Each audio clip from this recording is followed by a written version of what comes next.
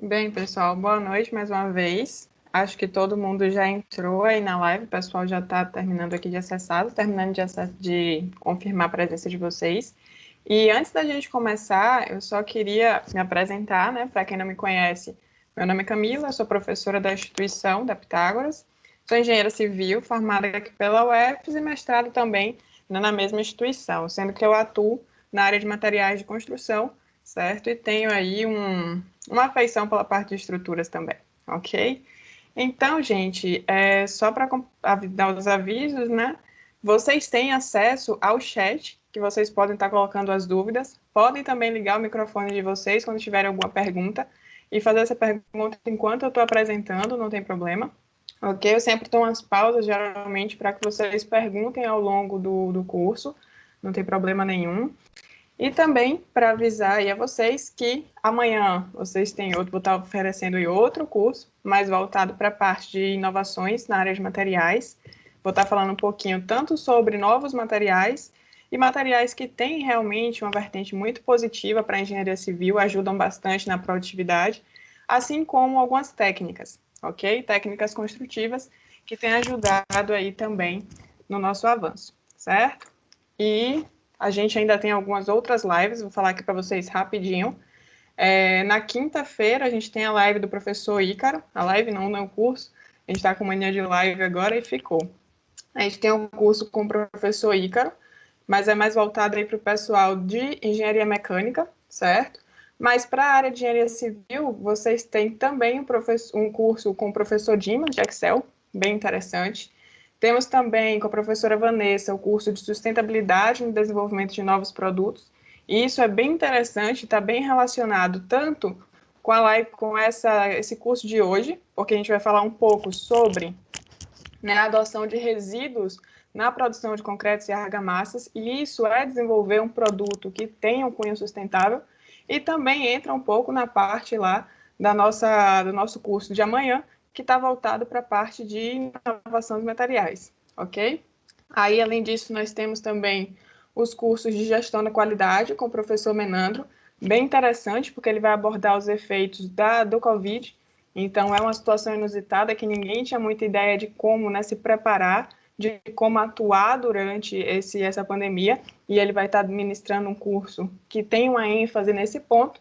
E também temos uma muito interessante, um minicurso muito interessante sobre gestão da qualidade e interpretação aí da ISO 9001, professor Menandro também. Tem outras lives, outros cursos, vocês podem estar olhando, certo? No Instagram e se cadastrando, como vocês fizeram nesse daqui, ok? E aproveitando esse período realmente para a gente ganhar conhecimento, certo?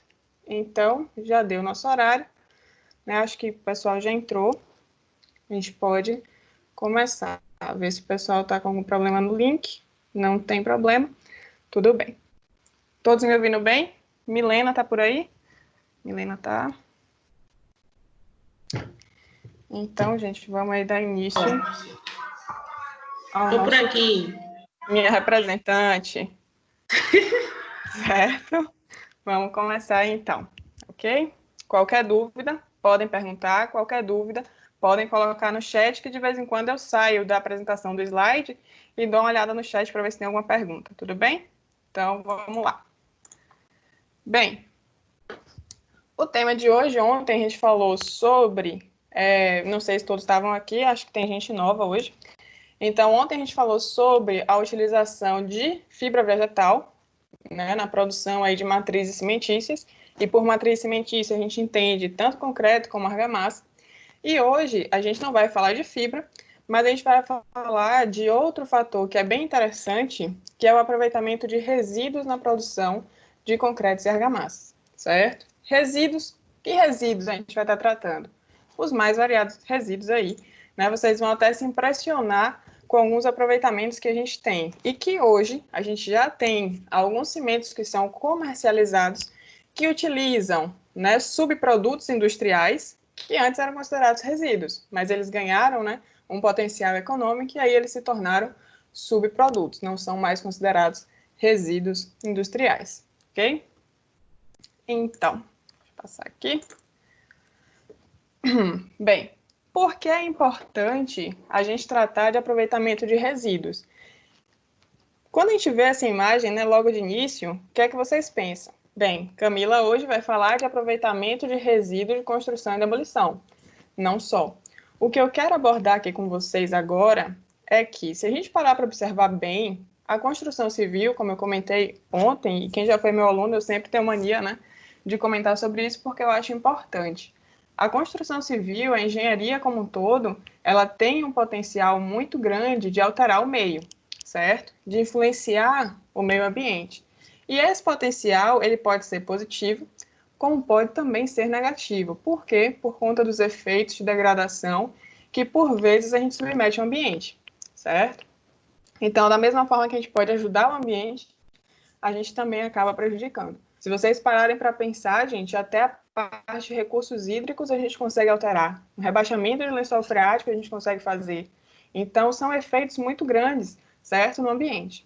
Quando a gente fala de geração de resíduo, e a gente vai pesquisando aí diversas fontes, a gente encontra que a construção civil ela é responsável aí por 50% a 70% de todo o resíduo sólido urbano. E não é difícil que a gente esteja aí passando, né, pelas ruas e que a gente enxergue, de fato, resíduo de obra.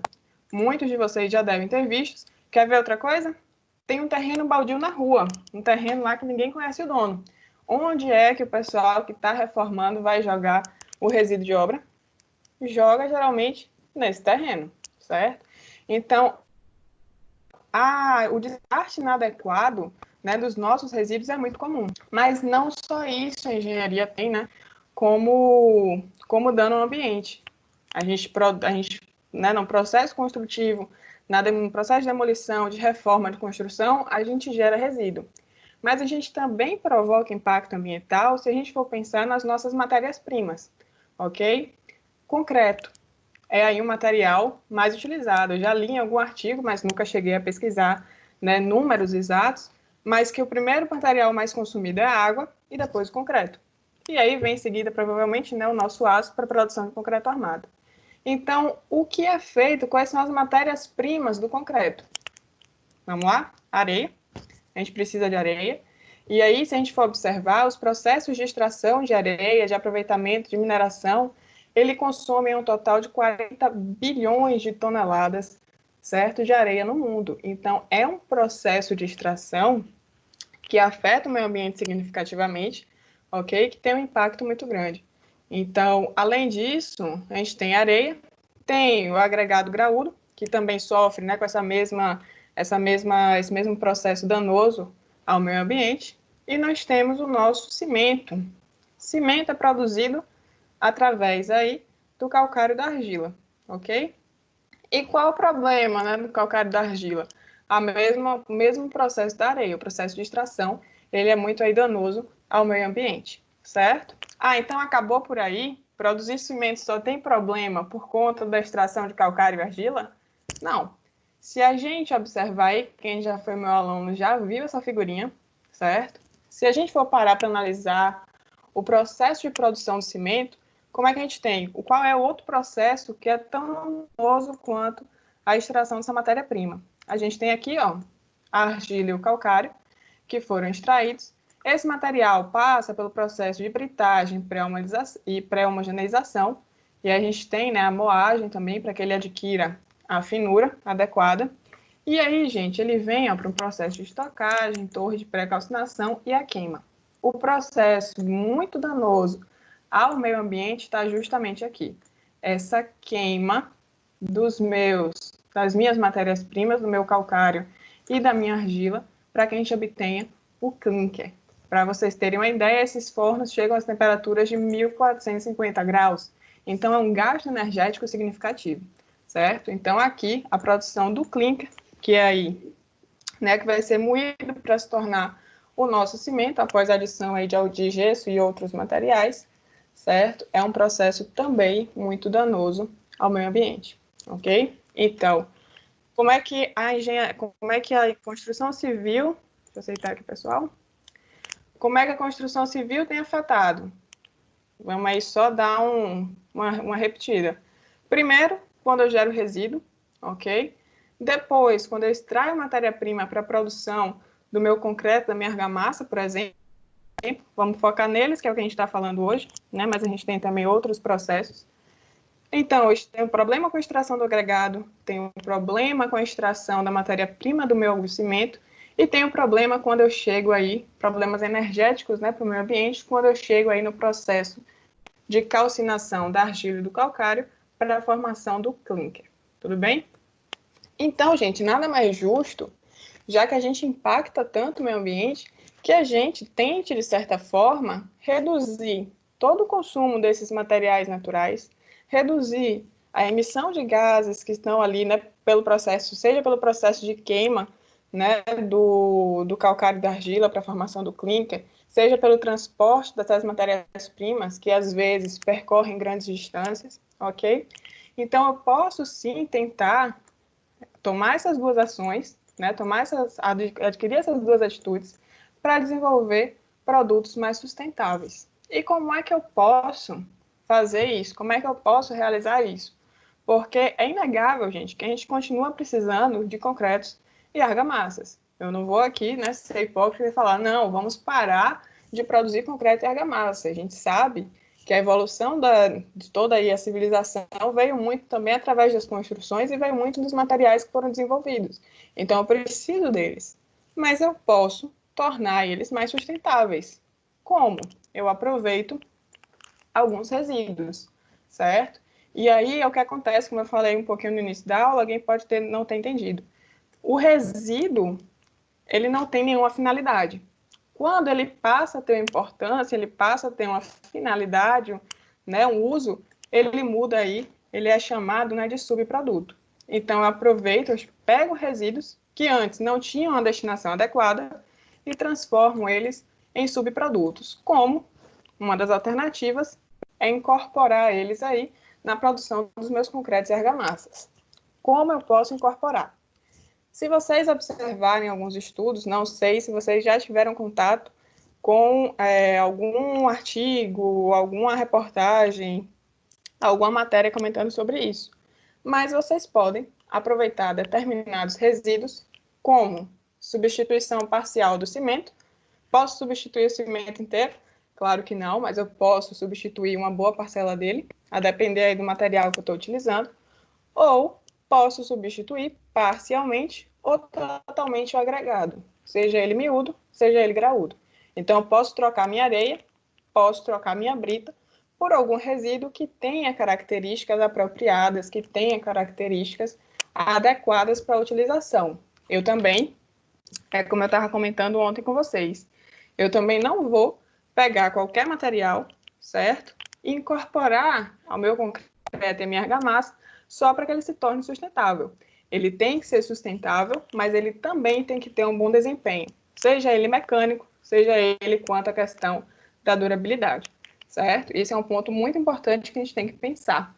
Porque às vezes a gente se empolga, né? Tá aqui assistindo o curso, fala, não, tá tendo obra aqui no fundo de casa, quebrou um prato, né? Vidro, vou jogar lá dentro para misturar direitinho e incorporar no meu concreto. Não é bem assim. A gente tem que fazer uma série de estudos, ok? Para aproveitar aí melhor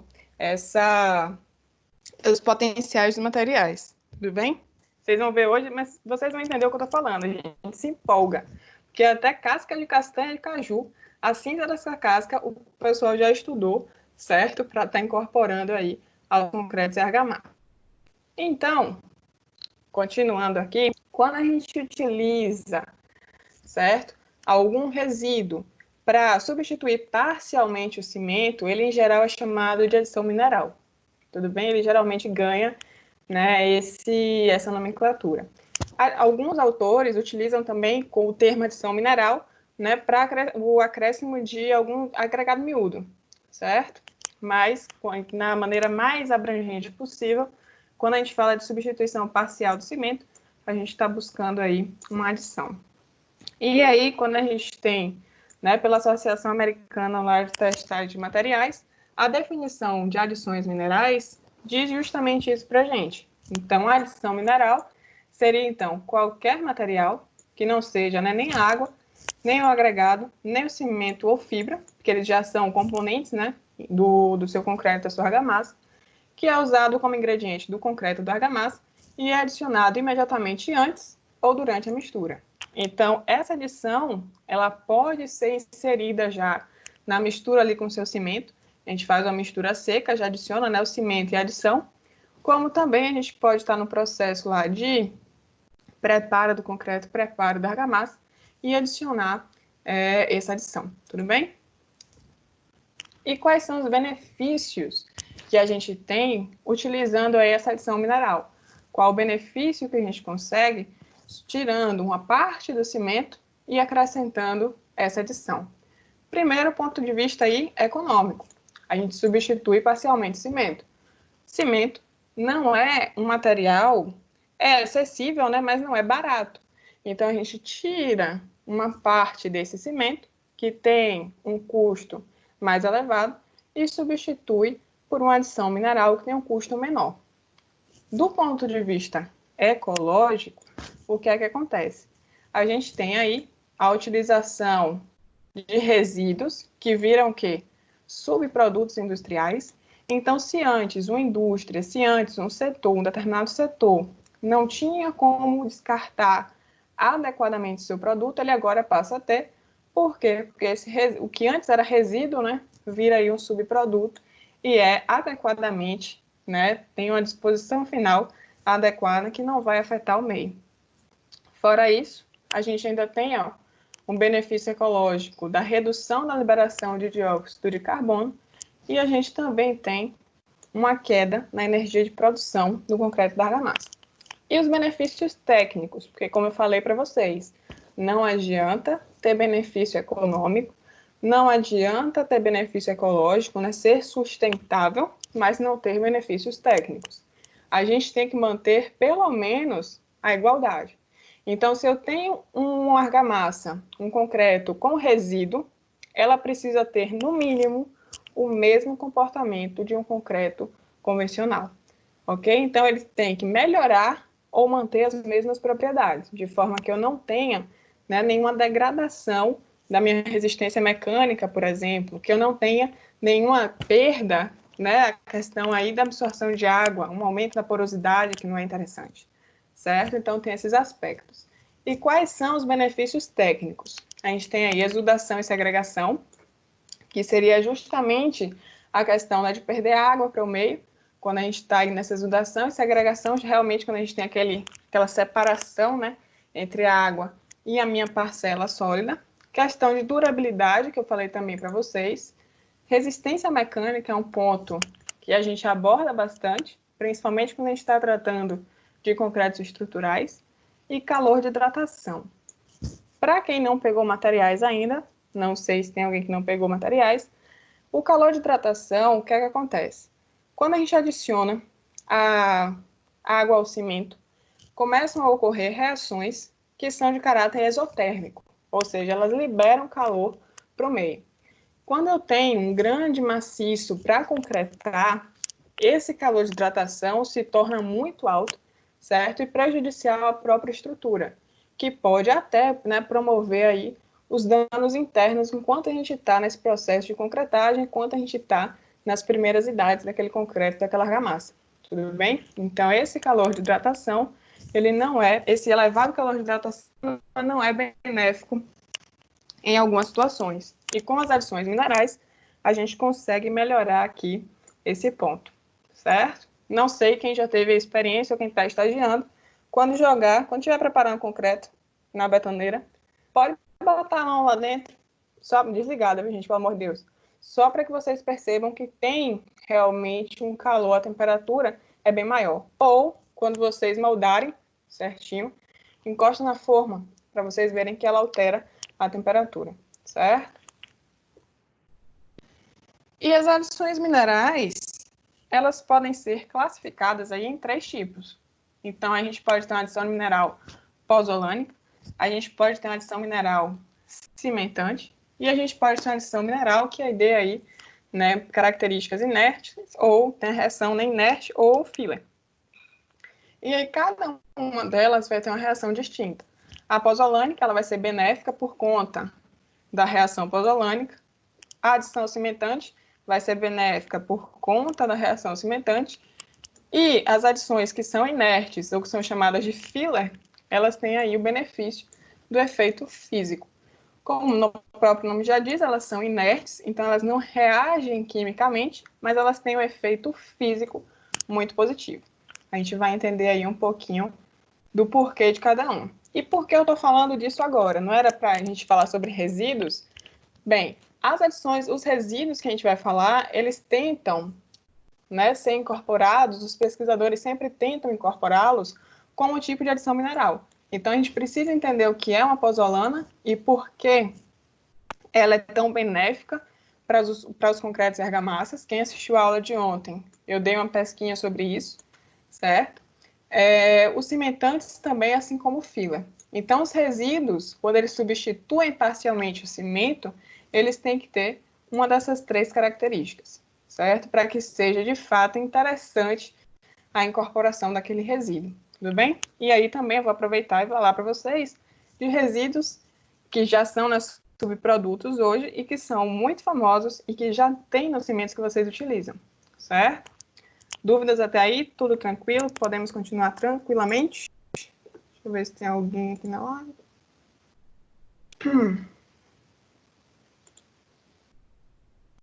Todos calados, então podemos continuar. Bem, voltando aqui. Espera aí que ele travou. Agora foi. Bem, gente, então vamos falar primeiro das pozolanas, certo? Então, quando a gente tem uma adição mineral que tem esse caráter aqui, né, pozolânico, como o próprio nome já diz, eles são chamados de pozolana. O que seria uma pozolana? Seria, presta bem atenção aqui, ó, que é justamente a definição mais importante. É um material silicoso ou sílico-aluminoso. Então, o que é que a gente tem aqui? Se o meu resíduo tiver uma grande porcentagem de óxido de silício e a parte também, né, de óxido de alumínio, ele já tem talvez o potencial para ser uma pozolana, certo? Mas claro que esse óxido de silício, a sílica, né, que vai estar incorporada, ela precisa estar no seu estado amorfo. O que é estado amorfo? Pense em uma estrutura bem organizada e uma estrutura mal organizada. A estrutura bem organizada é chamada de estrutura cristalina. Quando a gente tem um elemento com estrutura cristalina, as reações são muito difíceis de ocorrer. Por quê? Porque as ligações internas desse elemento estão muito bem determinadas. É como se eles estivessem em equilíbrio químico, certo? Enquanto o elemento amorfo, ele apresenta uma estrutura muito bagunçada. Então, é muito fácil um outro elemento entrar em contato com ele e reagir, certo? É muito fácil um outro elemento conseguir se ligar a ele. Por quê? Porque as ligações estão muito bagunçadas. Então, eu preciso que esse meu resíduo que eu vou estar tratando, que eu quero, né? Eu penso que ele seja uma pozolana, ele precisa ter um teor de óxido de silício alto, certo? E que essa sílica esteja no seu estado amorfo. Por quê? Porque aí a minha pozolana, o meu resíduo, né, a minha adição mineral, vai conseguir reagir com o hidróxido de cálcio, vou explicar quem é ele para vocês, certo? E dar melhores propriedades ali ao meu concreto e minha argamassa. Bem, continuando, então ele é um material silicoso ou sílico-aluminoso que por si só não tem, né? Eita, peraí, não apresenta valor cimentício, mas quando finamente dividido e em presença de água, reage com hidróxido de cálcio a temperatura ambiente. Então, resumindo isso aí, o que é que a gente precisa? A gente precisa que o resíduo tenha, né, a sílica e a alumina lá certinha, que essa sílica esteja no estado amorfo, que ela tenha uma finura, e aí a gente fala que as adições minerais, elas são mais finas que o cimento. Então, elas têm menos ali que 75 micrômetros de diâmetro. Ela precisa estar finamente moída, dividida, e na presença de água, ela vai reagir com hidróxido de cálcio, certo? Então, essas pozolanas, elas podem ser naturais, elas têm origem natural. A primeira descoberta aí foi desse efeito foi justamente com o material natural. E temos as pozolanas artificiais, que é onde entram os nossos resíduos. Para a gente entender aqui essa parte do hidróxido de cálcio, por que a pozolana melhora a propriedade do meu concreto, da minha argamassa, eu preciso entender o que acontece quando eu adiciono água no meu cimento, certo? Então, quando a gente adiciona água no cimento, o cimento tem lá os seus compostos anidros, ou seja, compostos que estão totalmente ali na ausência de água, certo? E quando eles entram na presença ali de água, entram em contato com a água, eles formam três componentes principais. A heterogita primária, que é formada aí nas primeiras idades, né, nas primeiras horas ali da mistura, certo? E ela corresponde a 15 a 20% dos produtos hidratados do meu concreto, da minha argamassa. Posteriormente, ela não tem um equilíbrio químico muito grande, ela se torna, né, se transforma no monossulfato, e o monossulfato é um problema quando a gente está trabalhando com meios sulfatados, com meios agressivos, como esgoto, por exemplo. Então, não é interessante que concretos, principalmente aí que estão em contato com esgoto, tenham um valor muito grande de heterogita primária. Por quê? A heterogita primária se forma, tem um desequilíbrio químico e vira monossulfato. Até aí, tudo bem. Aí, quando o meu concreto entra em contato com esse meio agressivo, com o meio sulfatado, o sulfato do meio entra em contato com esse monossulfato e se transforma em heterogita de novo, mas não mais heterogita primária, é heterogita secundária. E o que é que acontece? Essa heterogita secundária ela tem um volume maior que o monossulfato, e aí eu tenho fissura no meu concreto, ok? Tenho fissura lá na minha matriz cimentícia. Mas ela, né, a pozolana não falou nada dela, tudo bem. O que a gente estava falando da pozolana é esse elemento aqui, o hidróxido de cálcio, ou vocês podem encontrar também como portlandita. Quando a gente faz análise micro aqui da nossa matriz cimentícia, ela tem esse formato, ok? Qual o problema do hidróxido de cálcio? Ele tem uma baixa resistência. Além disso, ele é solúvel e pode ser lixiviável, certo? E um outro ponto que atrapalha essa questão é a grande dimensão dele.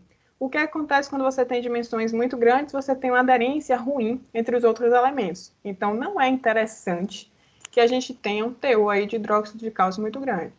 Mas por que a gente não extingue ele de vez? E aí eu comentei com o pessoal ontem, né, do curso de fibras vegetais. O hidróxido de cálcio, ele é bom e ruim. Ruim por esses aspectos que eu falei com vocês, mas ele é bom, gente, porque quando a gente está trabalhando com concreto armado, né, esse hidróxido de cálcio, ele permite que aquela matriz cimentícia ela seja alcalina. Por que alcalina? Por causa da hidroxila aqui, ó, que compõe, certo, esse elemento. Aí o que é que acontece? Ele cria uma partícula, uma película protetora na minha armadura. Então, esse elemento, ele é responsável pela passivação das armaduras. É uma proteção que as armaduras têm, certo? Mas, em compensação, a gente tem um problema aqui de resistência, certo? E temos, por último, o queridinho, que é o silicato de cálcio hidratado, CSH. Por que ele é chamado de CSH? Porque ele não tem uma estrutura química bem definida. Então, não é como a água, por exemplo, que a gente tem 2 elementos de hidrogênio e 1 de oxigênio. Ele não tem, né, essa distribuição bem definida. Então, o pessoal simplifica aí CSH, silicato de cálcio hidratado. Tudo bem? Ele corresponde a 50% a 60% dos produtos hidratados, ou seja, quando eu adiciono lá água ao meu cimento, 50% a 60% dos produtos formados ali daquela reação são silicato de cálcio hidratado, certo? Ele não tem uma forma definida, mas ele é muito bom para o concreto e argamassa. Por quê? Porque, além de aumentar a resistência mecânica, ele também diminui a porosidade.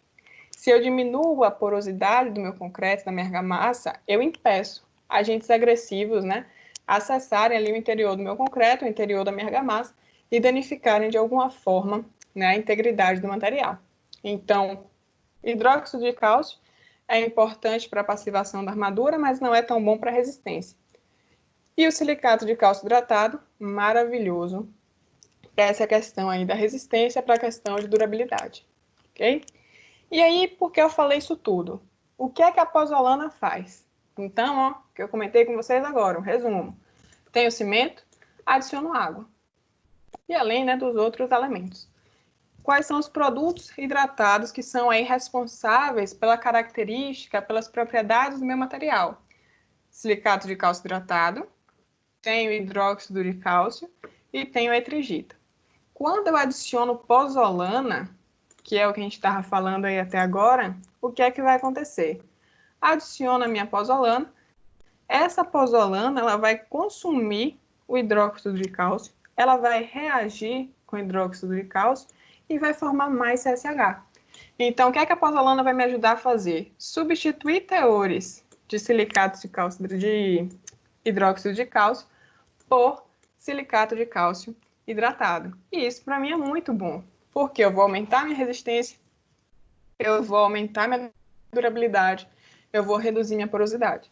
Então, a adição mineral, o resíduo que vocês estão lá buscando, né, que tem essa característica pozolânica, vai ajudar nesse sentido, certo? Então, ele é muito, muito benéfico aí aos concretos e argamassas. Além disso, eu vou estar reduzindo, né, uma porcentagem de cimento para acrescentar esse material. Então, eu tenho aí os benefícios, né, econômicos também e os benefícios ambientais, certo? E como é que eu sei que o material é pozolânico ou não? Quando vocês têm, né, vocês imaginam, encontram o material e querem saber se ele tem caráter, tem capacidade para ser uma pozolana ou não, a gente vai lá na NPR 12653, certo? E ela vai passar para a gente, vai listar alguns critérios que aquele resíduo, né, que aquele elemento que a gente está estudando deve ter, certo? Para que ele seja considerado uma pozolana e para que ele reaja lá com o hidróxido de cálcio e forme mais CSH, para que ele dê a gente essas melhores propriedades.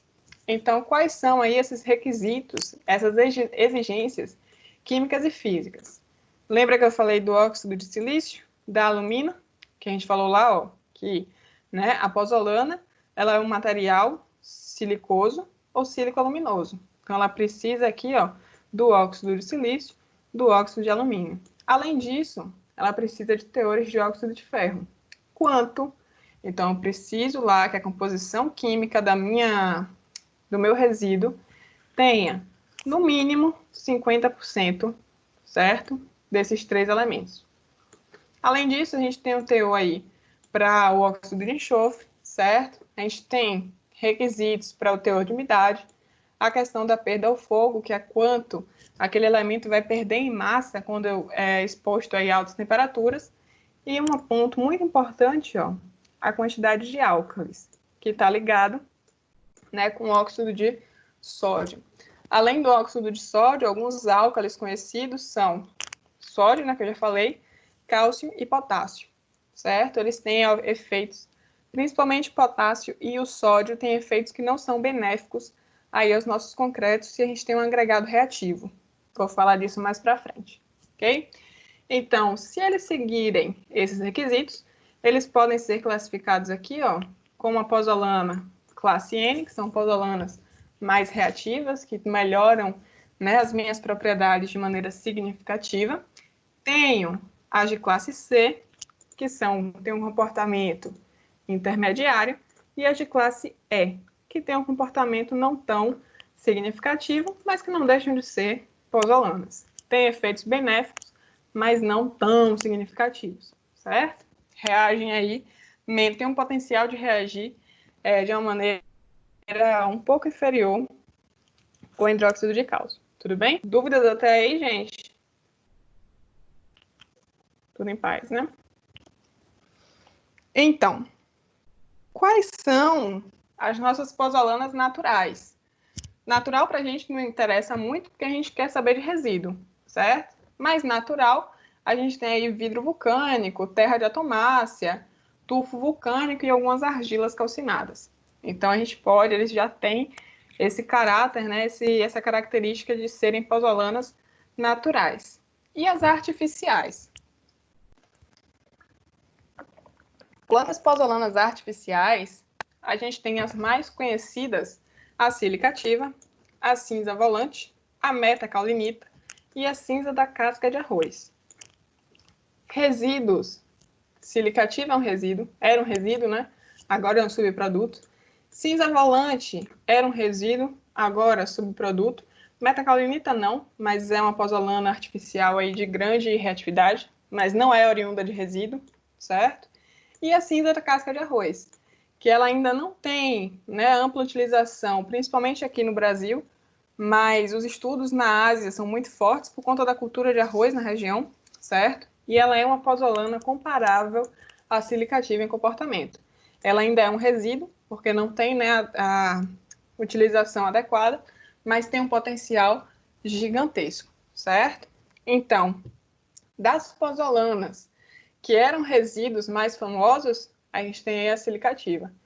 A silicativa ela era um resíduo da indústria do silício, certo? Então, ela hoje é um subproduto, ela já tem, né, esse aproveitamento, e as concreteiras, em geral, adquirem esse material em larga escala. Aqui a gente consegue comprar em Salvador, a gente consegue adquirir esse material, mas a compra é um pouco complicada, porque a gente precisa comprar em grandes quantidades, ok?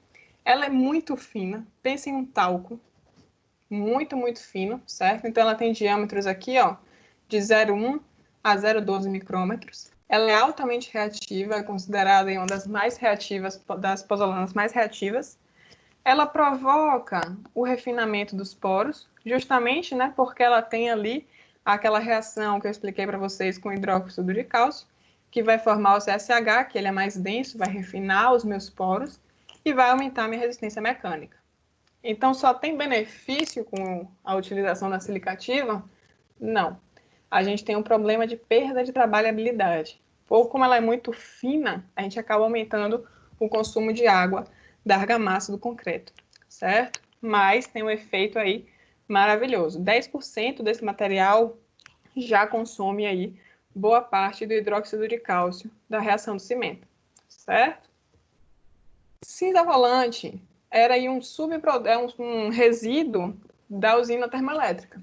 Então, a gente tinha, né, esse resíduo aqui. A cinza volante hoje é dificílima de comprar, porque as concreteiras compram, né, basicamente todo esse resíduo, todo esse subproduto das usinas termoelétricas, ok? Eles adquirem todo esse material. Então, comprar avulso a cinza volante hoje é muito complicado. Consegue, mas acho que é uma empresa lá no Rio Grande do Sul e eles só vendem toneladas, ok? Aí a gente tem aqui, ó, os grãos em formato esférico, então eles ajudam a trabalhabilidade. Quando a gente está trabalhando, né, com argamassa, com um concreto que utiliza a cinza volante, a trabalhabilidade dele é muito boa, o acabamento fica muito bonito. A coesão ali da massa fica maravilhosa, realmente muito bonito quando a gente está trabalhando com esse material. Percebam que ela é tem a dimensão um pouco maior que a sílica, certo? E ela ajuda aí com menor calor de hidratação e, como já falei, maior trabalhabilidade e coesão, certo? Então, ó, a gente já tem aqui dois resíduos conhecidíssimos, silicativa e cinza volante, que já são utilizadas. A metacaulinita, que é só aquisito de curiosidade, porque ela não é um resíduo, a gente consegue obter essa pozolana através da queima, né, da calcinação de argilas. Elas são um pouco maiores também que a silicativa, são altamente amorfas, ou seja, a estrutura dela é altamente bagunçada, então a reatividade dela é muito alta e ela tem um efeito parecido com a silicativa. Mas lembrando que ela não é, necessariamente um resíduo. Vocês podem, né, beneficiar a argila rica em caulin e obter a metacaulinita, não sendo aí necessariamente um resíduo. Bem, além das pozolanas, a gente tem também as adições cimentantes, ok? As adições cimentantes, diferente das pozolânicas, ela não precisa, ó, do hidróxido de cálcio para reagir. Por quê? Quando eu tenho contato desse material cimentante com a água, ele já forma direto o silicato de cálcio hidratado, certo? Então, se eu tenho material cimentante, adiciono água, não precisa adicionar o cimento, ele vai endurecer. Mais uma reação muito lenta, ok? Então, se o meu cimento ele endurece lá 1 hora, 2 horas, ele já começa, né, a ganhar uma resistência maior, ele já começa a endurecer, o cimentante ele pode demorar dias, ok? E um exemplo desse é a escória de alto forno, que é um resíduo aí, um subproduto da produção do ferro gusa. Então, esse material, ele é formado principalmente de silicato e aluminato de cálcio, certo? E a estrutura dele é amorfa, por quê? Pense que quando a gente está trabalhando em produção de ferro, as temperaturas são muito altas, ok? O resfriamento desse material, ele é um resfriamento rápido. Então, o que é que acontece quando a gente tem um material que está muito quente e provoca um resfriamento rápido? As partículas, elas não têm tempo de se organizar, certo? Então, aí a gente tem as partículas não cristalinas, ou seja, partículas que têm um amorfismo, que são, né, muito amorfas, certo? Esse aí também é um resíduo. E aí a gente tem, ó, de 10 a 45 micrômetros de diâmetro, bem maior que a sílica ativa, mas tem propriedades maravilhosas aí nos concretos e nas argamassas. Bem, e aí a gente faz a moagem, né, porque ela também precisa ser bem fina. E por último, a gente tem as adições minerais com efeito filler, ou seja, elas são inertes, não têm reação química, então não vou reagir, eu sou um filler, né? Ótima comparação. Não vou reagir com o hidróxido de cálcio, não vou reagir com o silicato de cálcio hidratado, não vou reagir com a etrigita, certo? Então, o filler, ele não tem atividade química. Então, o que é que ele faz? Né? Ele é benéfico em quê? Já que ele não reage com nada, já que ele não forma nada. Ele vai proporcionar, ó, o empacotamento dos grãos. É como se vocês tivessem uma caixa com brita, certo? Um exemplo bem rústico. Pensem em uma caixa com brita. E aí, entre as britas, né, claro, como elas têm formatos muito diferentes, vão ter espaços, certo? E aí, esse filler, pensem, comparem com areia bem fina, você joga nessa caixa com brita, certo? Areia bem fina. O que é que vai acontecer? Ela vai preencher esses vazios, certo? Ela vai proporcionar aí empacotamento dos grãos. Além disso, ela vai atuar, ó, como agente nucleador. O que seria isso? Como o filler é muito fino mesmo, quando ele tem contato com a água fica ali, ó, envolta à sua superfície, certo? O que é que vai acontecer? Com o bem fininho, ele consegue passar por várias partículas e levar essa água que está dissolvida em sua superfície para partículas de cimento que estão em locais ali, digamos, restritos a esse acesso, certo? Então, ele atua como agente nucleador quando ele auxilia, quando ele transporta ali aquela água, né, para meios onde o cimento não teria contato significativo, ok? Para grãos de cimento, né, que ficariam no seu estado anidro dentro do nosso concreto, dentro da nossa argamassa, certo? Qual fila que a gente tem famoso aí? Pó de quartzo, pó de pedra. Vocês já devem ter ouvido falar desses dois, principalmente pó de pedra, ok? Pó de brita também, certo? E aí o efeito físico provoca o quê? Aumenta a densidade, refina os poros, melhora a hidratação por conta desse efeito nucleador, altero a estrutura da minha zona de transição. O que é a zona de transição? Vocês têm ali o concreto, certo? Pensem em que vocês estão, né, com o concreto, imagine que vocês conseguem enxergar ali a brita na superfície. Quando você tem a brita e a matriz cimentícia, esse espaçozinho aí bem próximo entre a brita e a matriz é chamado de zona de transição. E ele tem propriedades diferentes da matriz como um todo, porque ali, ao redor daquela brita, pode existir o acúmulo de água, certo? Por quê? Por conta da estrutura maior do agregado, certo? E aí você tem uma zona ali mais frágil. Mas quando eu utilizo as pozolanas, quando eu utilizo, né, os materiais cimentantes ou filler, eu consigo alterar essa zona, transformando, deixando ela mais densa e com melhores propriedades, com melhor resistência, ok? Além disso, tem o efeito de rolamento, que melhora ali, né, a minha trabalhabilidade, e temos também a melhoria na trabalhabilidade, que é justamente por conta desse efeito de rolamento que eu acabei de falar. Aqui a zona de transição, tá vendo? Então aqui, ó, a gente tem o agregado e aqui a matriz cimentícia, certo? Essa zona aqui, ó, entre o agregado e a matriz de fato é mais frágil. Estão vendo que ela tem menos elementos do que aqui? a gente tem menos hidróxido de cálcio, a gente tem menos nitrogita, tem bem menos elementos nessa área. Pronto. Aqui é um concreto, é uma argamassa que não tem aqui o concreto, né? Se é agregado desse tamanho, é o concreto. Então, a gente não tem aqui, ó, nenhuma adição mineral, nenhum, né? Nem pozolana, nem cimentante, nem o filler. Quando eu adiciono esse material, olha o que acontece. Tá vendo a minha zona de transição? Basicamente sumiu, né? Por quê? Porque agora eu tenho aqui mais elementos hidratados, mais elementos formados, ok? Dúvidas até aí? Comentários, perguntas, nada? Então, seguimos. E aí, gente, os resíduos que a gente falou até agora, esses não valem, né? Porque eles são muito famosos já. É a cinza volante, sílica ativa, escória de alto forno, pó de pedra, pó de brita. Então, eles são utilizados já, né? Já existem estudos. O cimento que vocês compram já vem com essas adições, certo? E são muito famosos, são muito reconhecidos. E aqui ó, a gente tem, por exemplo, cada um dos cimentos.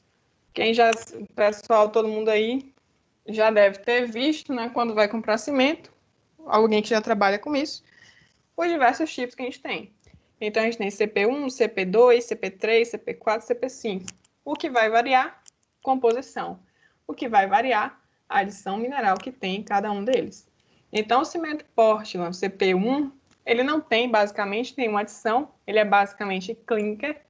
É muito difícil encontrar hoje esse tipo de cimento porque ele é considerado cimento puro. Então, ele é um cimento mais caro. Vocês conseguem encomendar nas cimenteiras para que eles mandem para vocês, mas é mais para pesquisa. Por quê? Porque é um cimento puro, certo? E tem o CP1S, que é o CP1 composto, que tem aí até 5% de adição. Que adição? Qualquer uma. CP2, que aí a gente tem 3 tipos. Aqui em feira eu estava encontrando mais CP2F. Não sei como é que está agora. Certo? Nessa quarentena, loja de material de construção nunca mais me viu. Então, a gente tem aqui, ó, CP2F, que estava sendo bem encontrado. Por que F? Porque ele tem filler. CP2E, por que o Z? Porque ele tem pozolana. E o CP2E, por quê? Porque tem escória de alto forno. Então, a gente tem aqui, ó, as adições minerais que a gente acabou de ver, já sendo utilizadas, já são comercializadas há muito tempo nos nossos cimentos.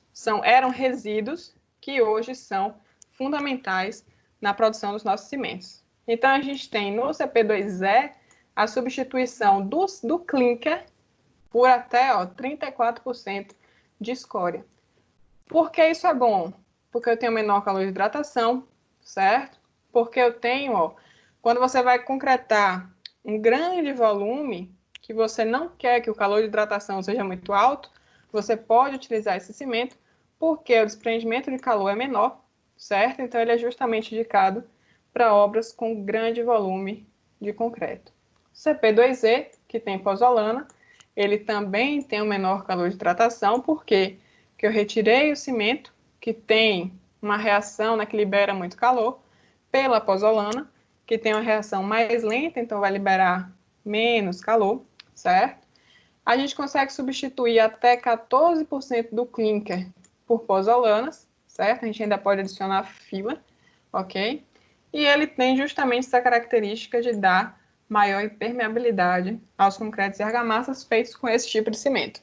E aí ele é indicado, né, para argamassa simples, concreto simples, até aqui a parte, né, de armado, protegido e pré-moldado. Os CP2, em geral, gente, eles são muito, como é que eu posso dizer, versáteis. Eles são utilizados aí, né, na maioria das vezes a gente encontra aí esse cimento sendo utilizado.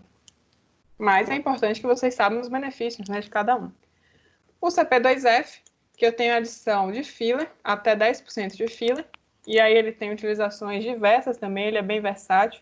A gente utiliza em argamassa de assentamento, revestimento, concreto, elemento pré-moldado, a parte aí, né, de artefato de concreto, piso e pavimento também, certo? O cimento de alto forno, e aí eu quero que vocês deem uma olhada nisso aqui, porque é muito interessante. A gente consegue substituir o clinker, que seria ali, né, o nosso cimento mais puro, aquela realmente a calcinação do calcário na minha argila por até 70% de escória do forno. O que é a escória do forno? A gente já falou, é um resíduo, então eu consigo substituir significativamente. E aí ele é bem indicado quando a gente quer uma alta impermeabilidade, quando a gente quer trabalhar com meios que tenham muito sulfato, então a gente precisa de um concreto, de uma argamassa que seja resistente a sulfato, que tenha um baixo calor de hidratação, ok? E aí ele é indicado para obra em ambientes agressivos, a parte aí de esgoto e de efluente. O CP4 também, a gente consegue substituir até 50% do clinker por pozolana, certo? Ele vai ter um baixo calor de hidratação e aí ele pode ser exposto também a ambientes agressivos, ok? E, por último aí, o CP5. O CP5, gente, é basicamente o CP1. A única diferença, ele é também um cimento muito puro, a única diferença é que a moagem dele é maior. Então, ele é bem mais fino que o CP1, ele é bem mais fino que os outros concretos e argamassa, que os outros tipos de cimento, ok? E aí, o que é que vai acontecer? A gente consegue uma hidratação muito mais rápida, a gente consegue um ganho de resistência muito mais rápido. Então, 3 dias a gente tem resistências aí significativas já, ok? Então, eu uso isso quando? Uso esse cimento quando? Pré-moldado. Por quê? Porque eu preciso liberar a forma rapidamente para que outro elemento seja ali, né, concretado, certo? Conheciam todos esses cimentos e por que o nome de cada um já? Quem já foi meu aluno, se falar que não, ai, ai, ai. Tudo certo?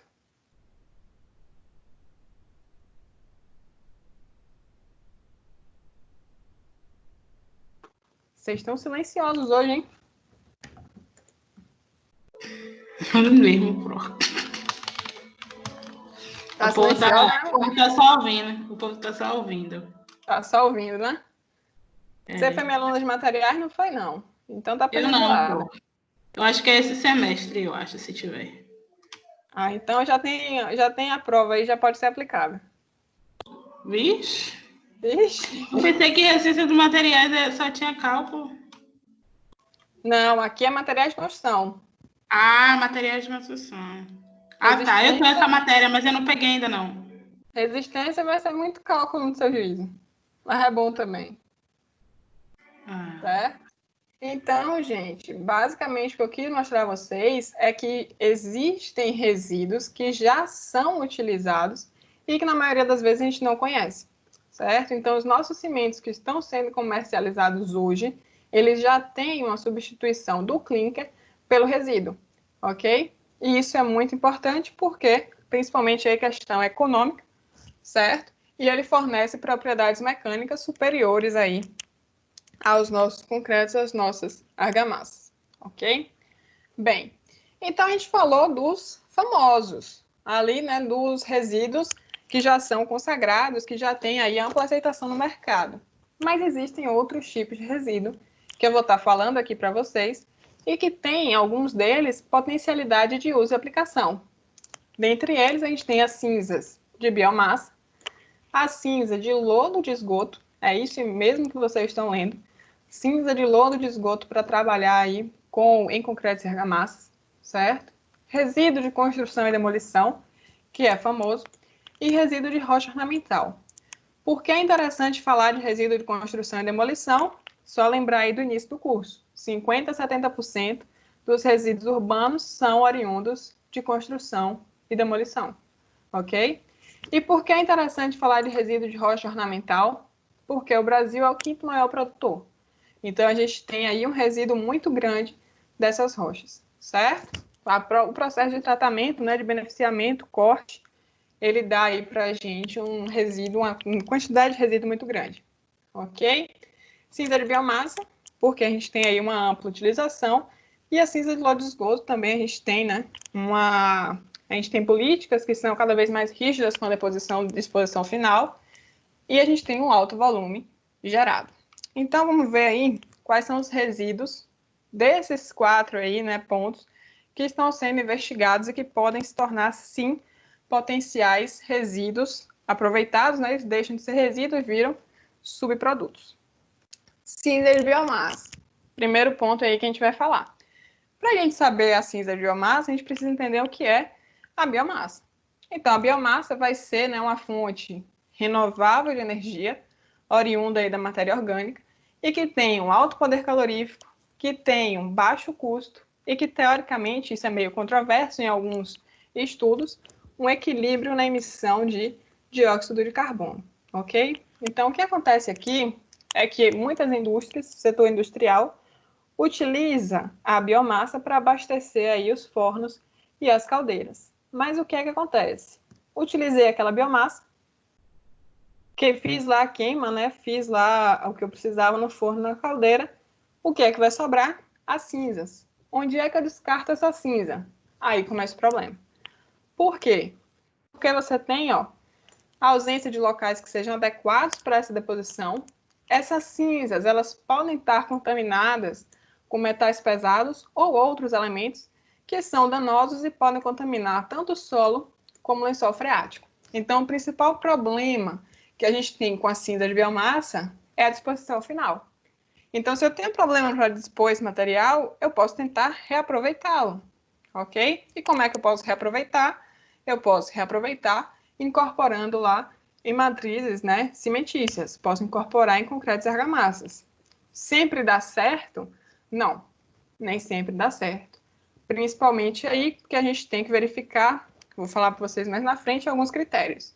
Mas segundo aqui, ó, o estudo de John, ele alega que qualquer cinza que contém elevado teor de sílica, a gente já falou, ó, no estado amorfo, tem potencial para ser utilizado como adição. Então, ela vai ter característica ou pozolânica ou de filler. Cimentante, gente, é muito difícil encontrar, certo? Cimentante conhecido mesmo é só a escória de alto forno que a gente falou. O resíduo aí da produção do ferro gusa, certo? E qual, né, o benefício da cinza de biomassa? Ó, eu vou reduzir o consumo de recursos que não são renováveis, eu vou reduzir a emissão de gases poluentes, eu posso melhorar as propriedades das matrizes, já que John lá falou, né, que se tem um elevado teor de sílica, eu consigo ali ter, no mínimo, uma característica de filler, ok? Mas eu tenho um problema. A cinza de biomassa, por natureza, ela tem, ó, elevado teor de álcalis. O que é isso? Ela tem na composição química dela um elevado teor de sódio, potássio ou cálcio. Tudo bem? Quais são os danosos? Potássio e sódio, certo? Isso porque ele é danoso lá à matriz, né, ao concreto e argamassa, porque ele pode, ó, dar essa reação álcali agregado. O que é essa reação álcali agregado?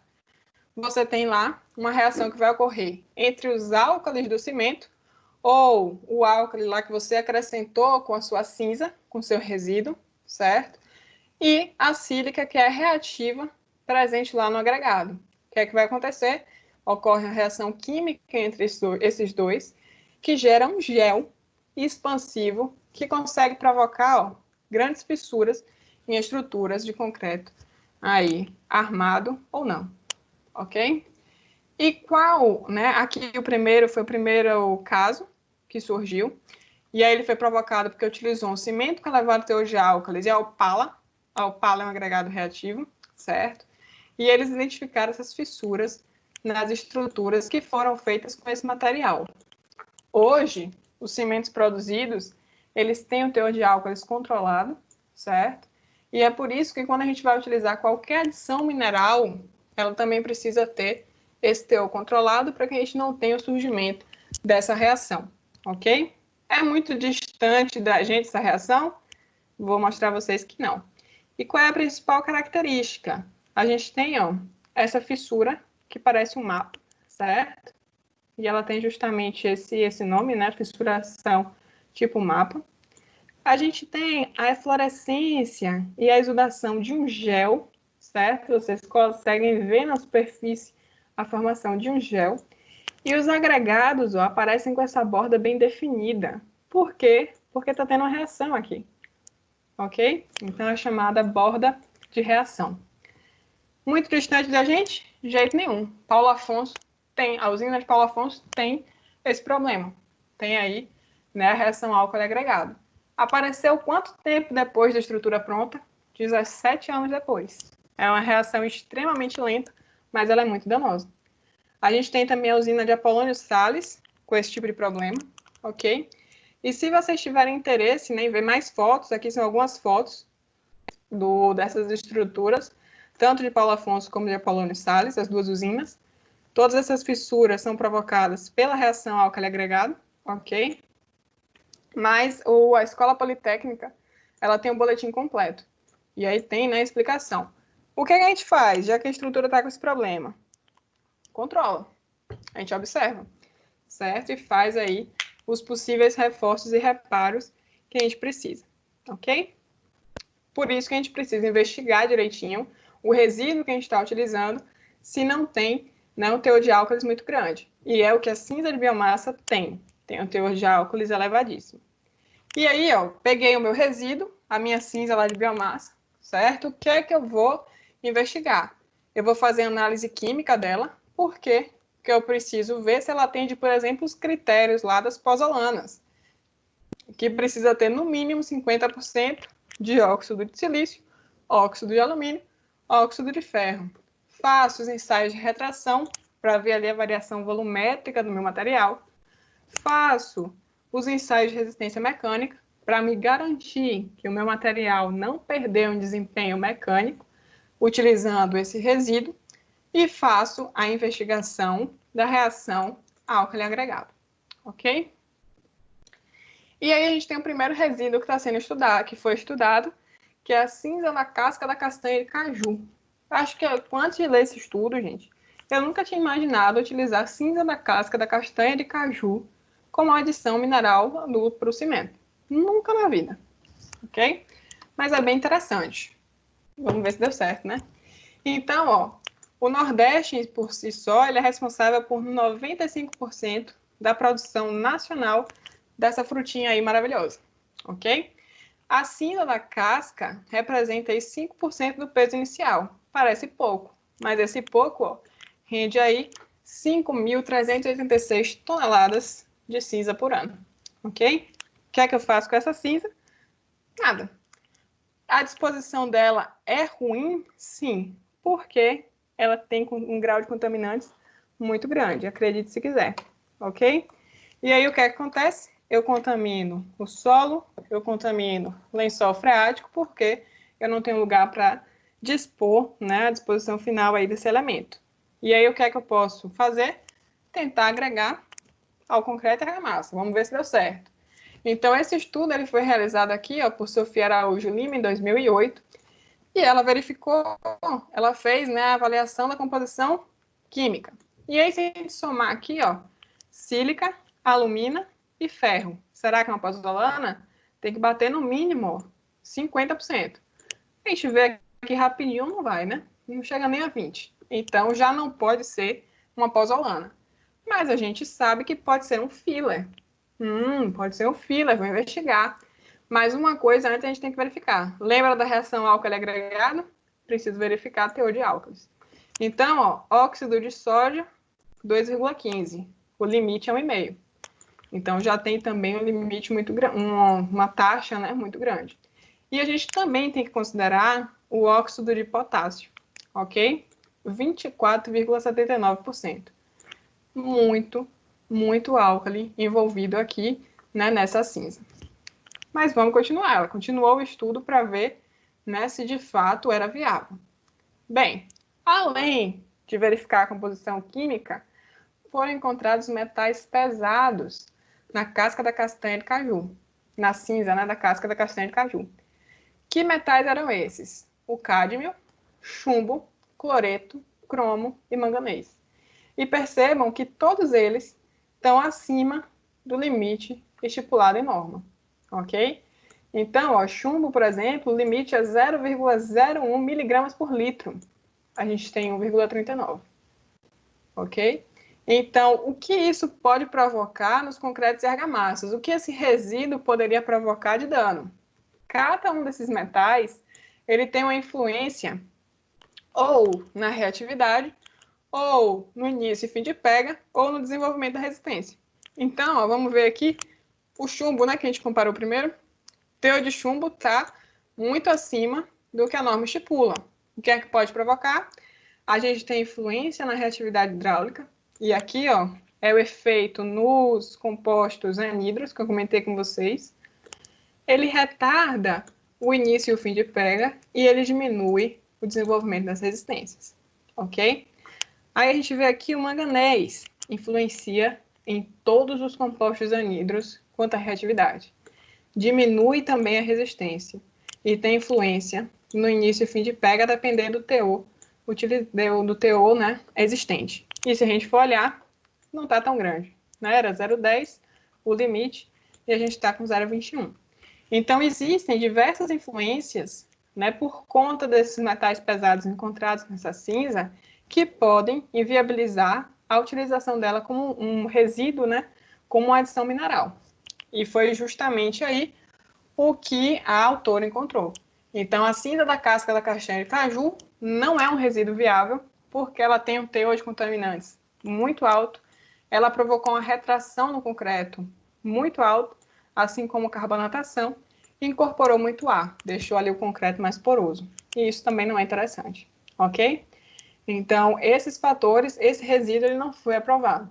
O que é que eu trouxe? Ah, professora, por que você trouxe um resíduo que não serviu para nada? A gente está aqui querendo, né, descobrir resíduos que tenham influência positiva, e aí logo o primeiro que a gente vê não tem, justamente para que vocês entendam isso. A gente precisa estudar as propriedades, né, de cada um desses resíduos e tentar descobrir se ele é de fato útil ou não, ok? E aí, esse primeiro resíduo aí não teve, né, uma influência, uma viabilidade, né, positiva, certo? Então, esse primeiro está descartado. Isso quer dizer que toda cinza de biomassa é ruim? Não. A gente tem, ó, a cinza do bagaço de cana-de-açúcar, que também foi estudado. A produção de cana-de-açúcar aqui é alta, certo? Ele foi introduzido, ó, a cultura foi introduzida em 1532, então também já é bem tradicional, ok? Tem uma importância significativa porque a cana-de-açúcar está associada lá aos biocombustíveis, certo? Tanto que tem programas do governo para apoiar, né, o crescimento, o desenvolvimento dessa produção, certo? A gente tem, né, que da massa total de cana-de-açúcar, 2,5 se torna, né, cinza, com a produção aí de 4,8 milhões de toneladas por ano. Então, alguém teve a maravilhosa ideia de estudar essa cinza. E aí, esse estudo foi de Paula e outros autores, em 2009, onde ela fez a queima controlada do bagaço da cana, certo? E aí ela controlou realmente ali a temperatura para quê? Para que ela conseguisse uma sílica mais amorfa, certo? Então, quando a gente tem a queima controlada, a gente consegue alterar a cristalinidade dos materiais. O autor não cita aí se ela fez moagem, se ela fez algum outro tipo de beneficiamento, mas o que é que ela fez? Ela substituiu o cimento Portland por teores de 10, 20 e 30% da cinza do bagaço de cana-de-açúcar. Deu certo? Vamos ver. Composição química. Primeira coisa que a gente bate o olho, sílica. Ó, 83%. Pela norma tem que ter no mínimo 50%. Então, ó, a gente tem um potencial aqui para uma pozolana, certo? Depois disso, a gente olha álcalis. Teor de álcalis. O de sódio está baixo. O de potássio está um pouco alto. Mas ainda assim é promissor. Promissor por quê? Eu posso associar, né, com uma outra pozolana conhecida, com a silicativa, com a cinza volante, para melhorar aqui essa questão da reação álcali agregado. Caso, certo, esse potássio reaja. Ok? Pronto. Aí o que é que o autor descobriu já de cara quando ele fez a composição química? Esse teor de sílica pode proporcionar, sim, um resíduo que tem atividade pozolânica. E aí foi o que ele observou ao longo dos estudos realizados. Aqui, ó, é a resistência à compressão, no primeiro gráfico com 7 dias de idade e no segundo gráfico com 28 dias aí de idade, nosso concreto, nossa argamassa. C1 é a mistura de referência. Ou seja, é o concreto, ela trabalhou com concreto aqui. É o concreto que não tem adição do bagaço de cana-de-açúcar. Tem nada, certo? C2, que é aqui o roxo, tem 90% de cimento, 10% da cinza do bagaço de cana-de-açúcar. C3 tem 20% do bagaço de cana-de-açúcar e C4, 30%. Então, se a gente for observar, o que é que a gente tem que tentar entender? Aqui está a minha resistência do concreto convencional, certo? Do concreto que não tem adição de resíduo, não tem adição aí dessa cinza, certo? Quando eu falei com vocês no início da aula, o que é que tem que acontecer? Quando eu utilizo um resíduo, eu tenho que ter o mesmo comportamento que eu tinha, né, da minha amostra padrão, da minha amostra de referência, ou eu preciso ter um comportamento melhor.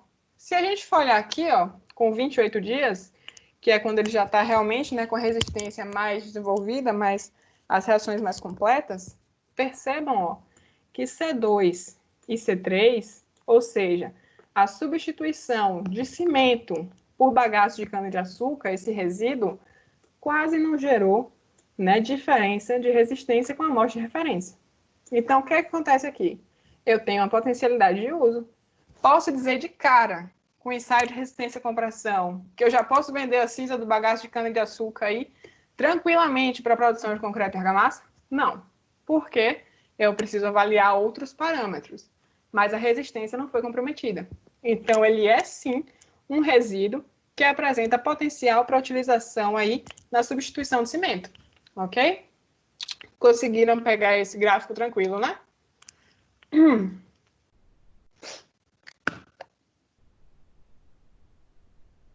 E aí ela fez outros ensaios, voltando aí para a questão, né, de absorção de água em índice de vazios, onde houve um aumento da porosidade, isso é comum por conta da natureza da cinza, certo? Mas que não foi tão significativa a ponto de provocar danos à estrutura. Mas percebam, ó, que C2 e C3 têm um comportamento melhor que C4. Então, quanto maior o teor de cinza que eu adiciono, eu começo a deteriorar as minhas propriedades. Então, talvez seja interessante usar só 10% desse resíduo, ok? Que tenha uma proximidade maior com os resultados, né, da amostra de referência.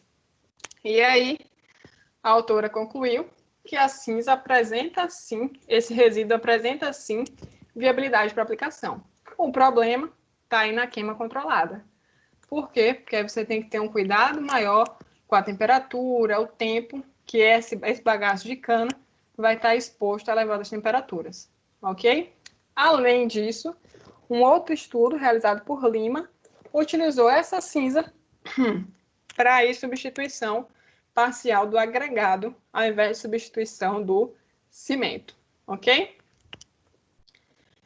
Uma outra cinza, não sei se vocês conhecem, cinza do capim-elefante. Pode ser também um resíduo, né, que tem um fundamento aí para utilização como substituto do cimento, parcial, né, não total. Então, ele é utilizado como fonte alternativa para geração de energia, tem um elevado poder calorífico e a gente encontra uma usina que utiliza o capim-elefante aqui em São Desidério, na Bahia, certo? E aí, quais foram os resultados encontrados?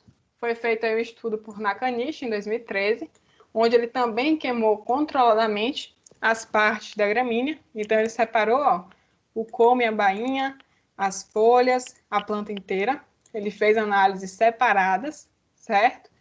Quando essas plantas tinham 150 dias, porque a idade da planta influencia na composição, influencia, né, em alguns teores, como eu comentei com vocês ontem, no curso de fibras vegetais, certo? Então, tem essa questão. Mas percebam aqui, ó, pelo menos a constituição química das folhas. Se a gente somar aqui, vai dar bem pertinho aí de 50%, certo?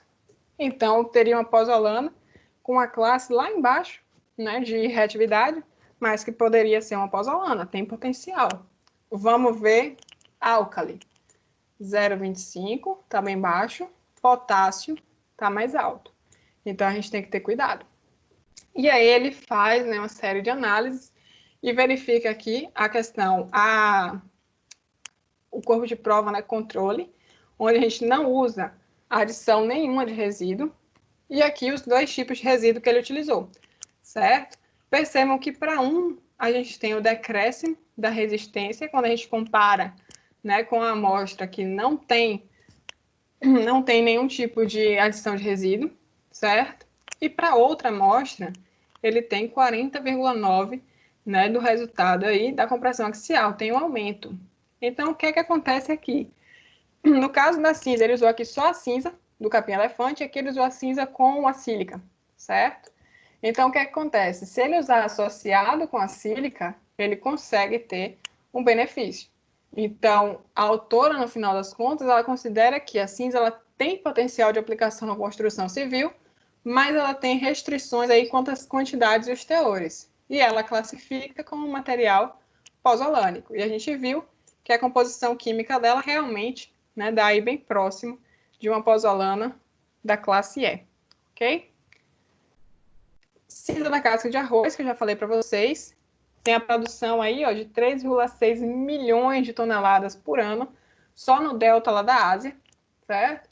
A temperatura de queima influencia bastante a reatividade desse material, mas é possível encontrar 95% da sílica desse material como reativa, certo? Então, ela tem um potencial muito grande. Eu não sei, ultimamente eu não dei uma olhada nisso. Ela está usando ela como, ok? Mas ela é reconhecida aí mundialmente pelo potencial pozolânico, ok? Todos os estudos comprovam. O único problema realmente é a queima controlada, que a gente tem aqui, ó, uma cinza de casca de arroz estudada por Senzala em 2010. E aí o que acontece? Ele fez, né, a queima controlada e não controlada do material, e ele conseguiu obter, olha quanto de sílica, 88%, com a queima controlada, 87,2% com a queima não controlada. Então tem muita sílica, certo? Então a gente tem sim, né, o potencial pozolânico que já foi confirmado aí em diversos estudos para os nossos materiais, ok? E essa, gente, eu tenho um carinho especial, vou mostrar para vocês por quê, né? Eu tinha que falar dela no final das contas, que é a cinza do cavaco de eucalipto com a casca da semente de cacau. Onde é que a gente encontra isso, Camila? Pelo amor de Deus, Itabuna, ok? Por que ela é tão interessante? A gente tem aqui essa cinza, que ela é proveniente, né, da indústria cacaueira, e aí como a parte para aquecimento dos fornos e caldeiras, eles utilizam 80% de cavaco de eucalipto e 20% da casca de semente de cacau como biomassa, ok? E aí essa cinza, ela não tem, né, uma disposição final definida. O que é que a gente aproveitou para fazer? Caracterizou essa cinza. A gente tem a cinza fornalha, que é encontrada na parte mais baixa ali, né, da caldeira, e a cinza ciclone, que é depositada na parte superior do forno. São cinzas diferentes. E esse estudo ele foi feito aí ao longo de alguns anos. A gente começou com Silva em 2014, depois Rafael Campos continuou esse estudo em 2015 e eu continuei o estudo em 2017, certo? Então aí tem para vocês verem que a pesquisa ela demora muito tempo para desenvolver um material que tenha potencial de fato, ok? E aí, ó, quando a gente vai observar qual é a grande charada dessa cinza. Camila, você ficou feliz porque você viu muita sílica ativa? Não. Olha quanto ela tem de sílica. Quase nada, né? Uma tragédia. A alumina tem? Nem tem, nem entrou para conta, certo? Óxido de ferro salva alguma coisa? Tem um pouquinho. Chega a ser 50%? Nem sonho, né, gente? 2 mais 1, 3. Chega, dói o coração. E dói mais ainda por quê? Olha o teor de álcalis que essa cinza tem, 51%. Aí você fala, meu Deus, serve para nada. Mas os estudos continuaram. Então, a gente teve um estudo aí, primeiro com Silva em 2014, com Campos em 2015, para tentar aproveitar essa cinza. E aí, no final das contas, eu fiz basicamente, né, o ensaio de reação álcali agregado. Por quê? Se tem esse teor de álcali, gente, deve ter aí um potencial extremamente reativo, né, com o agregado, e a gente pode ter problemas seríssimos. Mas, no final das contas, a gente descobriu, né, que quando a gente substitui até 10% aí do cimento por essa cinza, o potencial ó, fica bem baixinho. É reativo? É, certo? Mas não tanto quanto a gente esperava para uma sílica que tem, uma sílica não, para uma cinza que tem 51%, certo, de álcali. Por que isso? Porque esses álcalis, eles estavam presos na estrutura. Então, eles não conseguiram reagir com o agregado. Que agregado reativo foi utilizado? Vidro. Vidro é um agregado reativo, ok? Então, existe potencial de uso para essa cinza? Talvez. Por que talvez? Porque a gente tem que diminuir o teor, a gente tem que associar com outra adição mineral, para que esse potencial de reação dela seja diminuído ainda mais, ok? Então, a gente precisa aí ter esse estudo melhor. Ah, o resultado não foi positivo. Não, mas foi um resultado, certo? Então, a gente já consegue aí evoluir, a gente já consegue melhorar um pouquinho com outros estudos e possibilitar a utilização dessa cinza, ok? Saindo das biomassas, a gente tem uma proposta bastante inusitada, usar a cinza do lodo do esgoto. É isso mesmo. Como é que a gente faz isso? O lodo do esgoto, gente, a gente tem enormes volumes gerados, certo? E o problema principal são as políticas que são bastante restritivas para a disposição final desse elemento. E aí ele pode ser utilizado, o pessoal indica como? Pega o lodo de esgoto e usa como fertilizante. Qual o problema de utilizar como fertilizante? Patógenos. O número de patógenos desse lodo é muito grande. Então, qual o processo que pode ser adotado? Bem, a ideia aqui de Fontes, em 2008, foi calcinar, queimar esse lodo de esgoto, transformando ele numa cinza. Então, seria aí um outro resíduo oriundo da cinza, né? Então, ela faz primeiro a calcinação em um forno artesanal. O cheiro é muito forte, gente. Então, realmente tem que ser feito em um forno externo. E aí faz essa primeira calcinação para quê? Para retirar a matéria orgânica. E depois faz uma segunda queima numa mufla, ok? E obtém aqui, ó, essa cinza com esse aspecto. Tem duas amostras porque foram extraídas em períodos diferentes, ok? E aí, qual a proposta dessa autora? Substituir 5 a 10% do cimento Portland por cinza de lodo de esgoto. Funcionou? Funcionou, gente. Funcionou como? Ela não tinha, né, um efeito, eu não trouxe a composição química, mas ela não tinha características para uma pozolana, de jeito nenhum. Mas ela tinha característica aí, né, ela tinha a possibilidade de ser um filler. Então, ela proporcionava um efeito físico preponderante que melhorava o desempenho aí físico e mecânico do nosso material. Além disso, a gente tem a durabilidade aumentada, por quê? Por conta do efeito físico, que refinou a estrutura. E apesar dessa cinza conter metais pesados, ela não é transmitida, né, para o meio, depois aí que a gente tem, né, o concreto e a argamassa formada. E esse ensaio ele é realizado.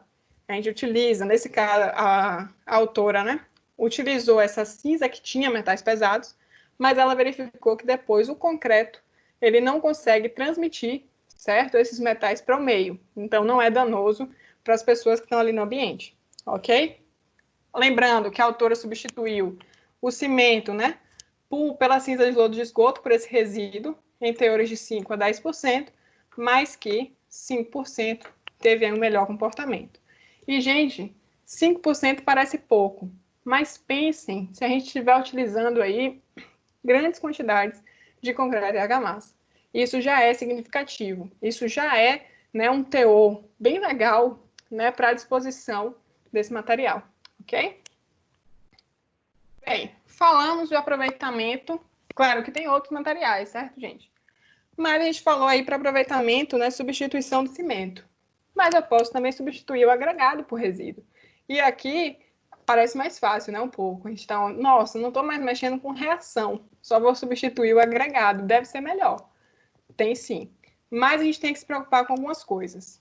Quais são, né, os resíduos mais utilizados, mais procurados aí para substituir os agregados? A gente tem, como eu falei no início para vocês, o resíduo das rochas ornamentais, sendo que o Brasil, novamente, é o quinto maior produtor de rochas ornamentais no mundo, ok? resíduo de construção e demolição, e também alguma cinza de biomassa, que a gente falou lá em cima do bagaço de cana-de-açúcar, que pode ser utilizado, ok? Bem, o que é que a gente precisa se preocupar quando a gente vai substituir agregado por um resíduo? Bem, a forma dos grãos, gente, influencia, certo? Na trabalhabilidade, na compacidade, na quantidade de água de amassamento, sendo que as partículas que são lamelares, que são desse tipo aqui, ó, elas provocam, né, uma baixa resistência do nosso concreto e formam misturas mais ásperas, que precisam de mais água para a gente conseguir ter um amassamento adequado, certo? Além disso, o teor de material pulverulento também é perigoso, porque justamente como eu falei no início, quando a gente tem um material muito fino, a gente precisa de mais água, certo? Interfere na resistência, interfere na aderência. Imaginem aí que vocês têm um agregado que está revestido com pó, com talco. Quando você mistura ele no concreto, na argamassa, é difícil, gente, ele se aderir. Por quê? Por conta desse material pulverulento que está ali envolto, certo? Então, a gente precisa de ensaios para avaliar se existe material pulverulento, se existe, é possível extrair através de lavagem. As britas, por exemplo, a gente extrai através de lavagem, então a gente verifica esses pontos.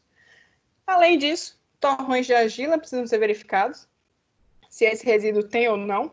Por quê? Porque ele tem baixa resistência, certo? Provoca aí os vazios quando são degradados, quando são desagregados, e impurezas orgânicas, porque elas interferem diretamente aí na pega, endurecimento, no pH, na aderência a pasto agregado e na resistência, ok?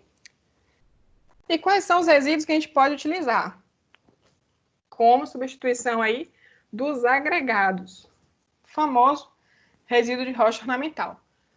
Vocês conheceram a professora Williana? Esse estudo aqui é dela, certo? Ela foi professora aí da Pitágoras também. Então, ó, o que é que ela fez? Ela tentou produzir concretos autoadensáveis com o uso de filler calcário de resíduo de serragem de pedra cariri. A pedra cariri, gente, ela é muito comum no Ceará, a produção é muito alta, ok? E ela tentou substituir o agregado miúdo por essa rocha, pelo resíduo dessa rocha. Então, ó, o que é um concreto autoadensável, para quem nunca viu, seria um concreto especial, onde a gente tem, né, ele é bem fluido.